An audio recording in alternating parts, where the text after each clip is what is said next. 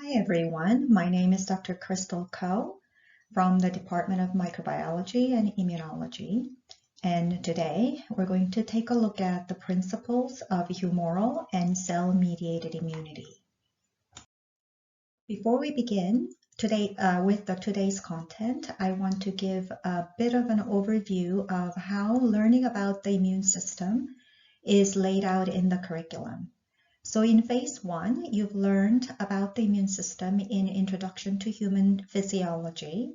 And in that section where you learned about the immune system, you basically learned what the immune system is and the components of the immune system, and basically the major features and normal functions of the immune system at the very basic introductory level. And you were also introduced to the concept of regulation that takes place in the immune system when a body responds to an antigen. Now in phase 2, beginning with this course, Response to Infection and Pathobiology, you will learn about the immune system a little bit more. So in this course, you will learn overview of the normal response to infections, basically learning about what the immune system does as an overview. And in the next semester, in hematopoietic and immune systems, that you will learn how the immune system does what it does. So you are introduced to normal immune response in this course, and we will go a little bit more in detail in terms of the mechanism of how it accomplishes its normal functions. And that's going to happen in hematopoietic and immune systems. But also at the same time, you will learn the mechanisms of how the immune system can also cause or mediate diseases. And these are called the immune-mediated diseases. Once you've learned these basics, then in other systems modules in the rest of the semesters in phase 2, you will learn about immunobiology and immunopathology in various systems, such as gastrointestinal systems or respiratory systems.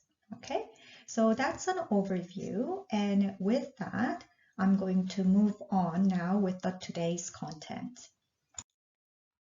So at the end of today's lecture, and there are several lectures that are linked to this. So obviously you have to remember Professor Ali's lectures that were given before this one, as well as the basic lectures that you've gotten in phase 1. So you have to review those materials. But in particular, after this lecture, you should be able to list the components of adaptive immunity and describe the selection of B and T lymphocyte clones specific for an antigen, which is described in clonal selection theory.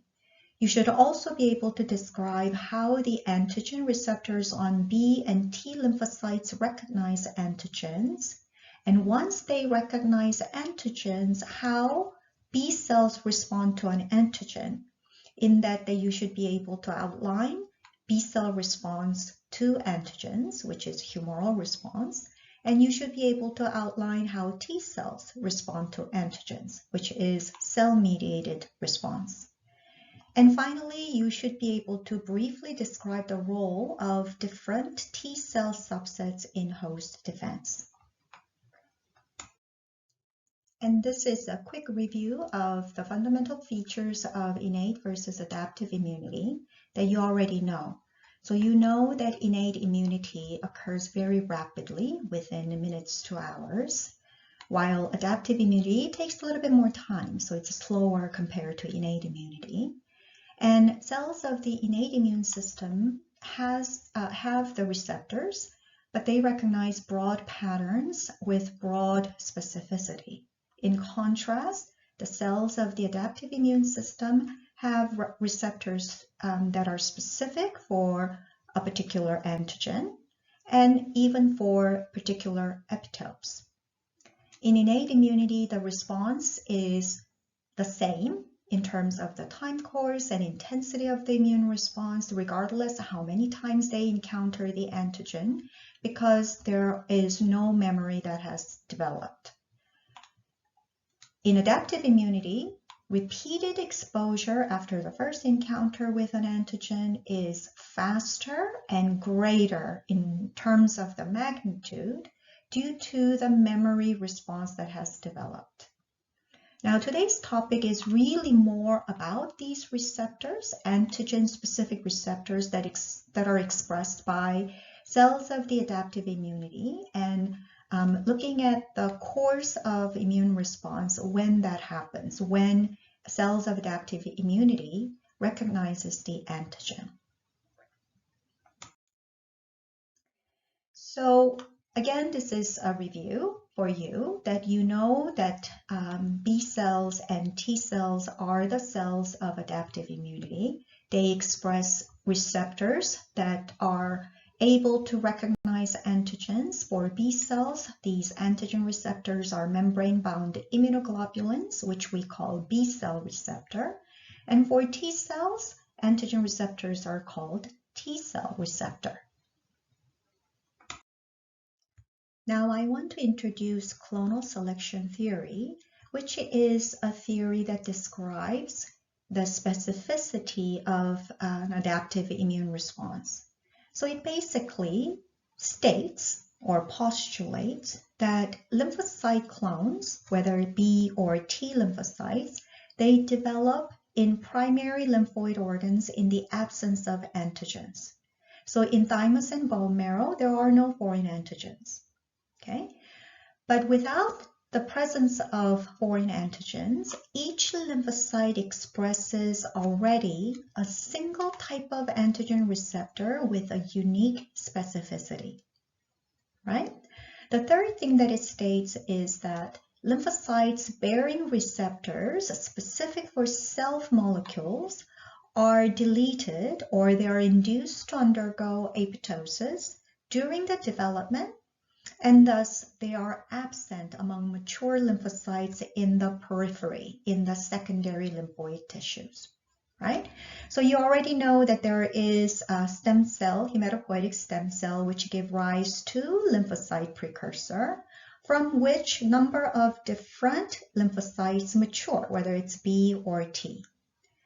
So, but then in these developing lymphocytes, as they develop, they already begin with the receptors that are specific for particular antigen and particular epitope, as indicated by different shapes of the receptors in the binding antigen binding site in this figure. Fourth, when the lymphocytes fully develop and mature, and when they come to secondary lymphoid tissues, now this is where they can interact with foreign antigens, and antigen-specific clones are activated by the antigen.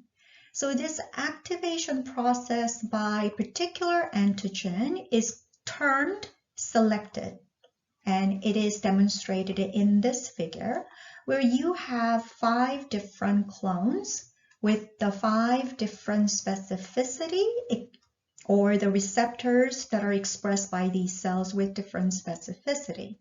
Now, in the presence of antigen, here antigen X, in the secondary lymphoid tissues, particular epitope on this antigen will only bind to a single clone with the receptor specific for the antigen, but not the others, which have different receptors or receptors with different specificity. Now, when this antigen interacts with this clone that bears antigen receptor specific for the epitope, then this clone is selected, and now they are activated and undergo proliferation. So activated and differentiated lymphocytes proliferate, and then they generate daughter cells. And as they proliferate and generate multiple daughter cells, these daughter cells express antigen receptors that are identical in specificity as the original parental lymphocyte. Okay, and therefore this leads to antigen-specific responses mediated by activated cells that now differentiate into effector cells. Okay, now in this example, we've used B cells in the figure, and therefore the effector function is becoming plasma cells and secreting antibody. Right? So this is the summary of clonal selection theory, in that from lymphocyte precursor, there are many clones that develop with already specific receptors on each clone in the absence of antigen in the primary lymphoid organs. And when the mature lymphocytes reach secondary lymphoid tissues, that's where they will interact with antigens. And depending on which antigen it is, that antigen selects the clone that is specific for the antigen. And this specific clone will proliferate daughter cells bearing the receptors of the same specificity, and these proliferating cells then become differentiated and effector cells that can mediate immune response. So with that, now let's take a look at the overview of cell-mediated and humoral immunity. We're going to begin with cell-mediated immunity, followed by humoral immunity. You already know that T cells are the cell type that mediates cell-mediated immunity. And when we talk about T cell-mediated immunity, we're mainly referring to alpha-beta T cells. And what we mean by alpha-beta T cells is these are the cells that express alpha-beta T cell receptor. Now, alpha-beta T cells have subsets, and you've learned of helper T cells and cytotoxic T cells as major cell types or major subsets of T cells. And today I want to introduce that helper T cells have even more subsets. So helper T cells can be subdivided into smaller subsets where they are termed T helper 1, T helper 2, T helper 17, and regulatory T cells, Treg. Let's see what they do or how they respond by first looking at their receptors. So T cells express T cell receptor. T cell receptors can recognize the linear peptide that is associated with MHC molecules only. This you've learned in the past. Now, what do T cell receptors look like? So here's the schematic diagram of T cell receptor. T cell receptor is a heterodimer. There are two types of T cell receptor, alpha-beta heterodimer or gamma-delta heterodimer. These are polypeptide chains. Now, in our body, alpha-beta T cells are 95% of the T cells that respond in adaptive immunity. So alpha-beta heterodimers or alpha-beta polypeptide chains, both they have one variable region and one constant region. Two polypeptide chains are connected or they are put together by disulfide bonds, interchain disulfide bonds, and these variable and constant regions are formed by intrachain disulfide bonds. Just any other proteins expressed on the cell surface, they contain transmembrane region, but their cytoplasmic region is very, very short, which means that they don't have the capacity to transduce signals. Therefore, T cell receptor is associated with signaling molecules, and these signaling molecules are CD3 and zeta homodimer. Schematically, this is what it looks like. So T cell receptor alpha beta, which is non-covalently associated with CD3 molecules, which are composed of multiple polypeptides. So basically one gamma chain, one delta chain, and two epsilon chains. These make up of CD3, which has longer intracellular component with signaling molecule, signaling moiety. Also part of TCR complex is zeta homodimer, and with the longer cellular domain. And therefore, when antigen binds to antigen binding site of T cell receptor, these molecules as a complex, then CD3 and zeta homodimer transduce signal, and which leads to activation signaling. Now, when we talk about T cell receptor recognizing an antigen, we have to talk about major histocompatibility complex. So MHC in short form, there are two types of MHC molecules, class 1 and class 2. Class 1 MHC molecules are expressed on virtually all nucleated cells. There are a few exceptions, but for now, you just have to remember all nucleated cells do express class 1. And class 2 molecules are expressed on professional antigen-presenting cells. A few examples of professional antigen-presenting cells are dendritic cells, macrophages, and B cells. Okay? And these MHC molecules have the capacity to bind a linear peptide in their binding groove of the molecule and present that peptide to a T cell. So these MHC molecules are critical in terms of T cell activation. And in helper T cells, which also expresses CD4 co-receptor in addition to T cell receptor, this CD4 can bind to MHC class 2 molecules, and that is the CD4 expressed by helper T cells. In cytotoxic T cells, they express CD8 co-receptor, and this CD8 co-receptor binds to MHC class 1 molecules. So you can already see that helper T cells interact with antigen-presenting cells, and cytotoxic T cells can interact with any nucleated cells.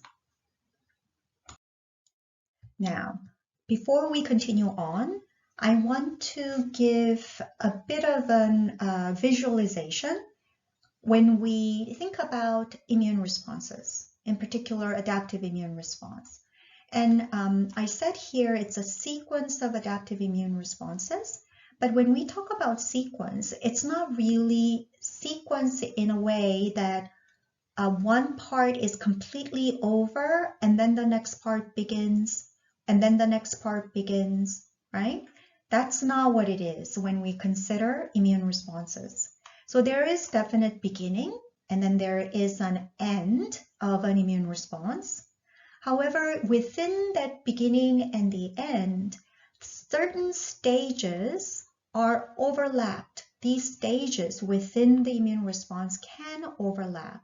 So these stages are generally, we can give a larger framework as antigen recognition by antigen receptor, and activation and proliferation of the responding cell, and differentiation and effector functions of those responding cells, and then eventually termination of the immune response.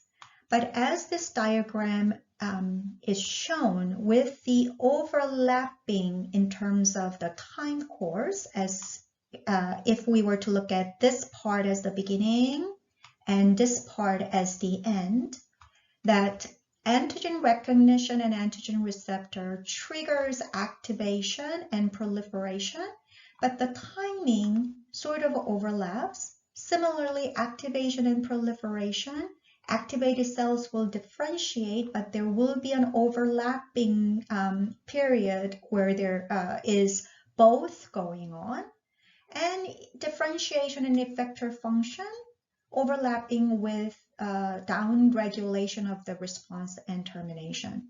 Okay, so one of the things that I really want to highlight is that in an immune response, that there is no 0 and 100%. It is a dynamic process, and it is a progression there is initiation and the response continues to move forward, and which means that it changes over time. And it's not static. Okay, it's a difficult concept for students to hang on to, but I really want to encourage you to think of an immune response as a dynamic, fluid, constantly progressing and moving response, rather than starting A, finish A, move on to B, finish B, etc. Okay? So just keep this figure in mind as we talk about cell-mediated immunity and humoral immunity in the rest of the lecture today. So let's begin with cell-mediated immune response. So we're going to begin with helper T cells. And you know that helper T cells express T cell receptor alpha beta and CD4 molecule. So the first stage, antigen recognition by T cell receptor. So T cell receptor alpha beta here binding to the peptide presented by MHC class 2, and co-receptor binds to MHC class 2 molecules, but not the peptide, another part of MHC class 2 molecules. These binding transduces the signaling activation signal through signaling complex CD3 and zeta homodimer. So the next stage, activation is induced, and as a result of activation of a cell, T cell clone, then T cell clone produces IL-2, which is the growth factor for T cells. It feeds back onto the cell in an autocrine fashion, and if there are other antigen-specific T cells next to the particular clone, then it can be paracrine as well. And now there is clonal expansion, in other words, proliferation of the antigen-specific cells. And this is in response to IL-2. And these proliferating cells would express T cell receptor exactly identical to the parental T cells. Right? Now these activated helper T cells then differentiate into helper T cell subsets. Now which subset it is, that depends on the nature of the antigen. But right now, you need to know that helper T cells differentiate into different helper T cell subsets, and they begin to synthesize inside the cell different cytokines. Okay, so that's differentiation. And when they synthesize enough of cytokines, then they release those cytokines, and that is the effector function. So cytokine is produced and released, and these are the subsets that I've mentioned before. And the signature cytokine, the very specific cytokine that indicate Th1 subset is interferon gamma. Th2 subset is IL-4, interleukin 4. Th17 subset is identified by interleukin 17. And regulatory T cells produce TGF-beta. Okay, so these are specific for these subsets. In other words, Th1 subset does not produce IL-4, and vice versa. Th2 subset does not produce interferon gamma. Now we talked about effector function. So effector cells, effector helper T cells produce these cytokines and release them. And what are the effects of cytokines? Cytokines are small molecules that act on the target cells that express the receptor for that particular cytokine. So when the helper T cells produce number of different cytokines, they have number of different regulatory effects, right? And so here are some examples that I listed. Basically, as I said, cytokines are involved in the regulation of the immune response. And some of these regulation or impact of the cytokines are differentiation of cytotoxic T cells, for example, interleukin 2, differentiation of B cells, for example, by interleukin 4, and antibody isotype switching by B cells, and this can be mediated by multiple cytokines and IL-4, interferon gamma, and TGF-beta. There can also be impact on innate immunity in that there is regulation of macrophage and dendritic cell activation mediated by interferon gamma, and activation of NK cells mediated by interleukin-2, activation of neutrophils and eosinophils, in particular neutrophils, by interleukin-17. Okay. There could be also suppressive effect, and suppression of immune responses can be mediated by TGF-beta. So these are the effector functions of cytokines, and we generally refer to these effector functions are the effector functions of the helper T cells. Now, let's move on to cytotoxic T lymphocytes. And the stages are the same. So in the antigen recognition stage, T cell receptor alpha beta expressed by CD8 T cells. So cytotoxic T cells express T cell receptor alpha beta and co-receptor CD8. And T cell receptor alpha beta recognizes the peptide in the context of MHC class 1. Okay, and CD8 binds to MHC class 1, not to the peptide, but to another part of MHC class 1. Now, the details of this you will learn in the next semester. Once T cell receptor expressed by CD8 cells recognize the antigen, signal transduction happens by CD3 and zeta homodimer, inducing or transducing activation signaling, and as a result, antigen-specific CD8 positive T cells secrete IL-2. IL-2 acts back on the antigen-specific cells, resulting in proliferation, which is also the same as clonal expansion.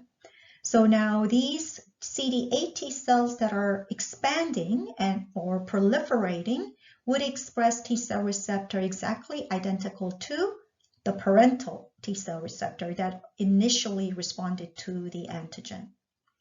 Now, for the full activation of CD8 T cells and further differentiation of CD8 T cells, it requires help from Th1 subset. Once CD8 positive T cells that are activated by an antigen differentiate into effector cells, and that's where they're fully activated to engage and release their killing machinery. So CTL's main effector function is killing the target cells. And how do they kill the target cells? They recognize the target cell by T cell receptor alpha beta and MHC class 1 plus the antigenic peptide, and activated and differentiated effector CTLs then release perforin and granzyme directly onto the target cell, inducing apoptosis of the target cell. So this is the main function. Cytotoxic T cells can also produce some cytokines, and one major example is interferon gamma. Now, we talked about CD4 positive T cell, helper T cell, antigen recognition, activation, differentiation, and effector function, as well as CD8 positive T cell, antigen recognition, activation, and differentiation and effector function, right?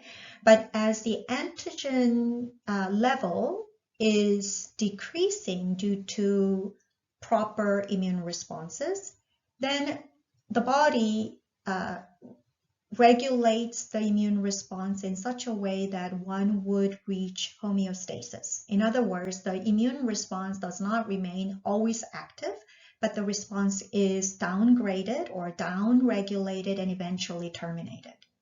And the way to downregulate an immune response is by expression of inhibitory molecules on activated T cells.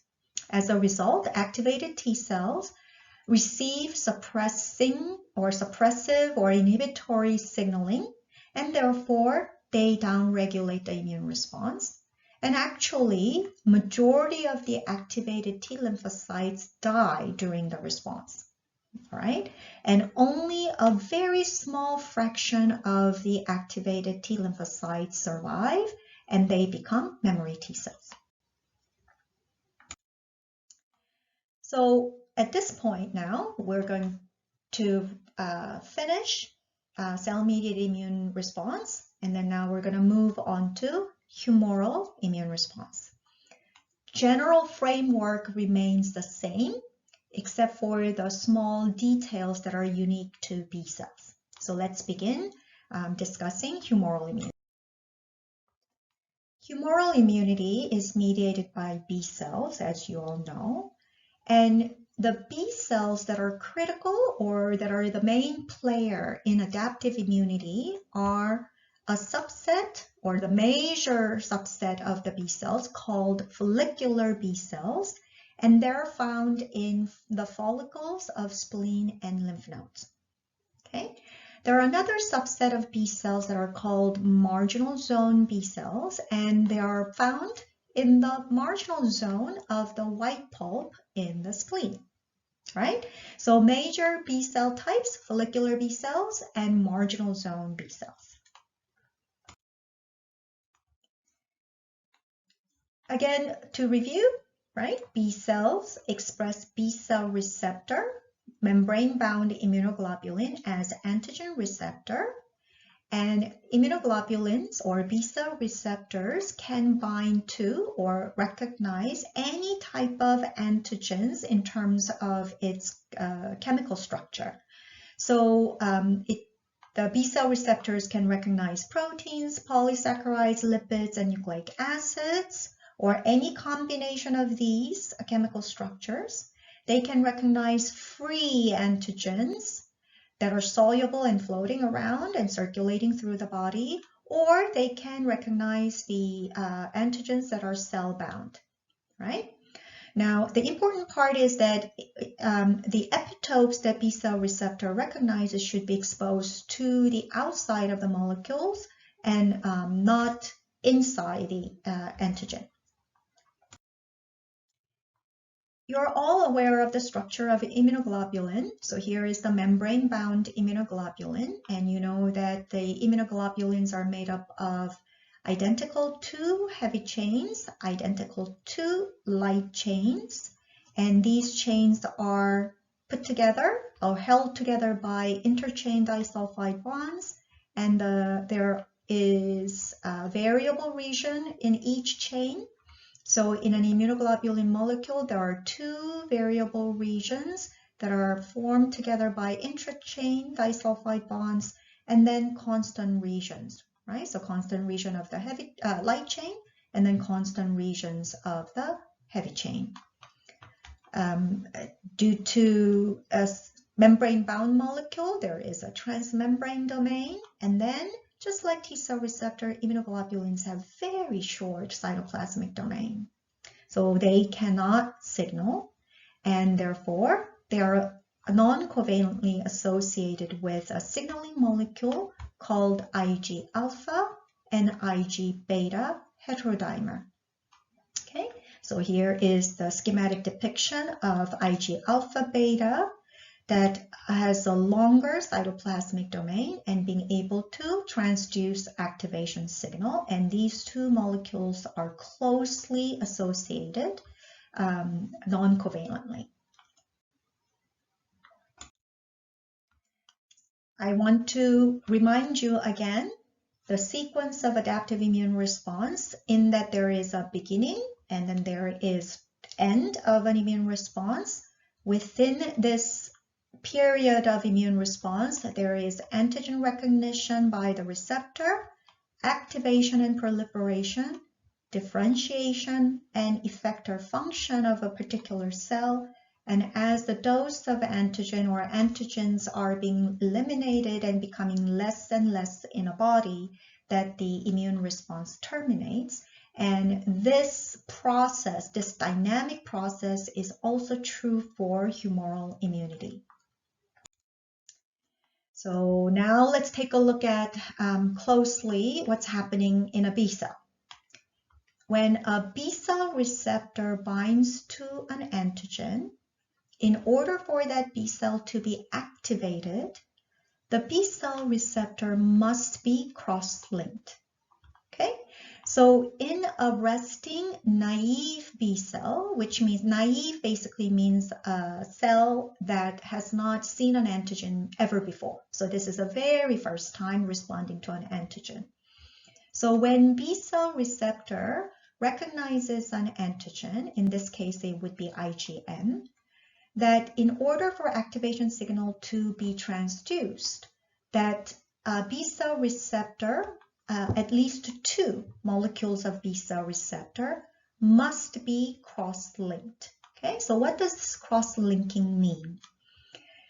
Cross-linking basically means that an epitope of an antigen binds to one binding site of a B cell receptor, and another epitope from the same antigen bind to the second molecule of the antigen receptor, and therefore bringing these antigen receptors closely together.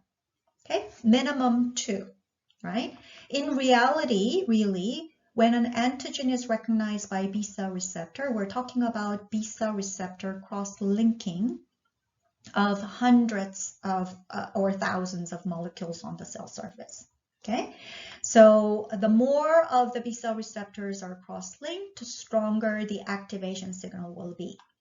So then activation signal is transduced by Ig alpha beta, and the cell clone, the B cell clone recognizing the antigen, receives the activation signal, and the activated B cell clone, the specific for that antigen, will proliferate, and which is basically the same as clonal expansion. And this activated cells will differentiate it into plasma cells, and these plasma cells will secrete IgM that is specific for the antigen, right? And this is done by both follicular and marginal zone B cells, okay? The unique part about the B cell receptor or B cell activation in humoral responses is that B cell receptors, when B cell receptors bind to a protein antigen, and this binding of a protein antigen is mediated by follicular B cells. And now these follicular B cells have the capacity to be the professional antigen presenting cells.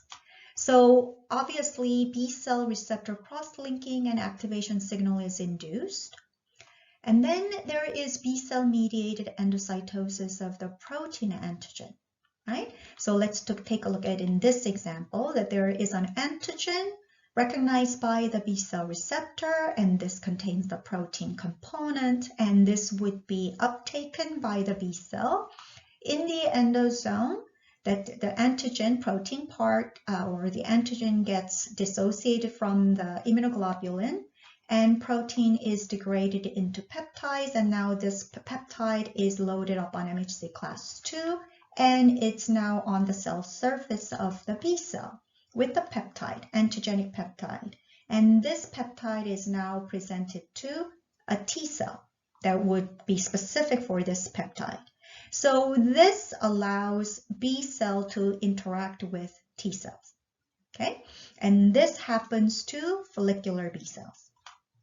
With that, there is clonal expansion because of the activation signal, and there is differentiation of the activated B cell clone into memory B cells and plasma cells. And at this point, these differentiated cells can now secrete not only IgM, but other isotypes such as IgG, IgA, and IgE, because they are now able to interact with T cells through this antigen presentation process and receive signal from the helper T cells through cytokines that they produce. Okay, so you've learned about antibodies already, but just to briefly review the effector functions of antibodies. Now, so we talked about differentiation of B cells into plasma cells and memory cells, and they secrete antibodies. These are the antibodies that mediate antigen clearance, right? Removal of antigens. So what are the functions that are involved in removing the antigens? And major functions are agglutination, neutralization, and antibody-dependent cell-mediated cytotoxicity, complement activation, opsonization and enhanced phagocytosis, and finally degranulation of the granular contents from granulocytes, whether they are mast cells or basophils, eosinophils, or neutrophils, right? And I've mentioned all these things to highlight the fact that antibody molecules are bifunctional molecules. Okay, what do I mean by bifunctional? You know that antibodies have the variable region where it will bind to antigen, specific antigen, right? But it's got Fc portion of the molecule, which has the function of interacting with the cells or other proteins that are involved in immune response. So, as you will see here, agglutination and neutralization of antigens involve the binding of antigens by the antigen binding sites. But by in and of itself, it will not clear or remove antigens from the body. In order to remove antigens from the body, you need the function of the Fc, which are complement activation, and therefore you can lyse agglutinated antigens, or antibody-dependent cell-mediated cytotoxicity when antigen binding site recognizes the cell-associated antigen, and then Fc portion binds to NK cells to mediate NK-mediated lysis. That's ADCC. Opsonization, again, removal of agglutinated antigens by phagocytosis, enhanced phagocytosis, and then secretion into mucosa or into saliva. All these things require function of the Fc. And degranulation of granulocytes, again, binding to the receptor expressed by granulocytes through the Fc portion that activates granulocytes to degranulate. So it is very, very important that you remember that antibodies are bifunctional molecules or bidirectional molecules. Similar to T cells or cell-mediated immune response, B cell responses are also regulated, downregulated, and terminated when antigens are removed from the body. And again, the concept is similar in that inhibitory signaling is induced on in activated B cells, but these inhibitory signals are transduced by receptors for Fc portion of the soluble immunoglobulin, in particular IgG. And during the immune response, majority of the activated B cells die, and only a small fraction of activated B cells become memory B cells and long-lived plasma cells. They can continue to produce antibodies. Okay, so this is a summary. I'm giving you an overview of immune responses, going through antigen recognition stage, lymphocyte activation, and differentiation into effector function so that antigens can be eliminated. And as the antigens are eliminated, then there is contraction or termination of the immune responses to reach homeostasis. And final output, the product of an immune response or adaptive immune response, is the memory, right? And as you can see that there is the time frame here.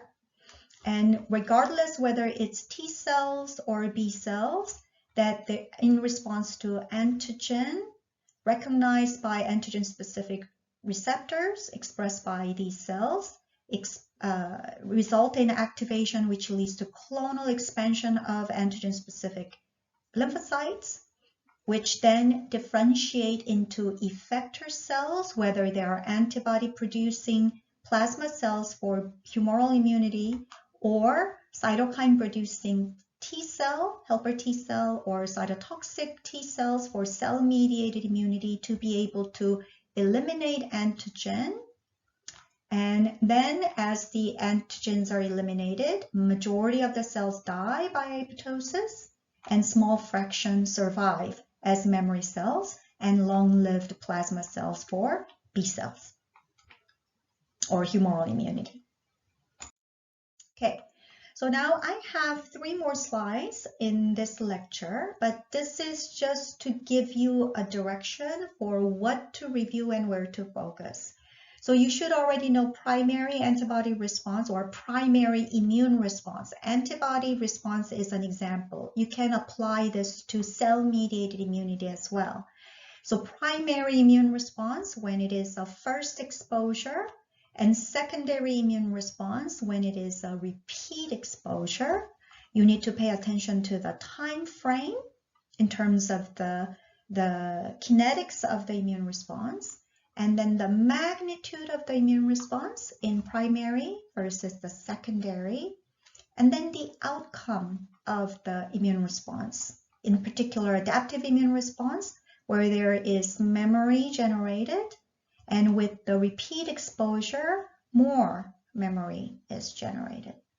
Okay, so review your phase 1 material in this context. And again, this is a review in more details in terms of the cells, receptors, and other protective proteins in the immune system and the effector mechanism, comparing innate and adaptive immune response. What are the similarities and what are the differences? So rather than going through this table and trying to memorize, I hope you would use this table to review and understand the concept of similarities and differences. And if you can do this well, then I have a homework for you. This is a table to contrast between B cell receptor and T cell receptor in adaptive immunity in various aspects of the receptors. Okay, so I filled in first cell or first set of cells for you that B cell receptors in terms of structure, that they are bivalent, which means that they have 2 antigen binding sites, as opposed to T cell receptor is monovalent, 1 antigen binding site. Okay, and so you need to fill these empty cells when you consider features of antigen, forms of antigen receptor, okay, affinity, and isotypes. Okay, so I hope you take time to go through the major differences, and this is your homework. And we can review these things during the tutorial, first tutorial. So this is it for this lecture. If you have any questions, please do list them, write them down, and bring them to the tutorial where we can discuss the questions. Because if you have questions, it's likely that your classmates also have the same type of questions. So it would be very, very useful. And we will do that in addition to the cases that we're going to discuss in the tutorial. Thank you.